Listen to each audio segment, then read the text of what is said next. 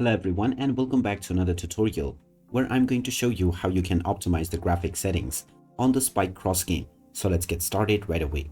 First of all, open up the Spike Cross game on your device, and once you have signed up and gone through the tutorials, you will gain access to the main menu. Now from this page, click on the settings icon at the top right corner and this will take you into the settings menu.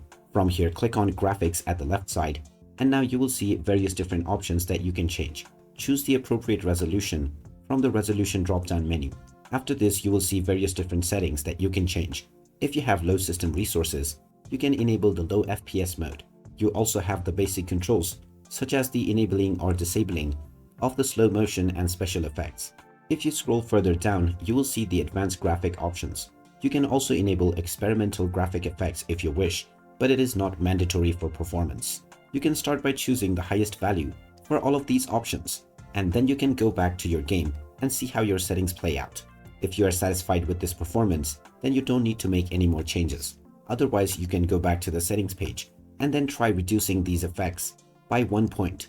By using this method and going back and forth with your gameplay, you can find the best settings that are suitable for your device in order to maintain a stable balance of performance and quality.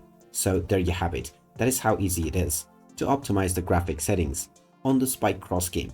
If you find this video helpful, don't forget to hit that like button and subscribe to our channel for more useful tips and tutorials. Thanks for watching and I will see you again in the next video.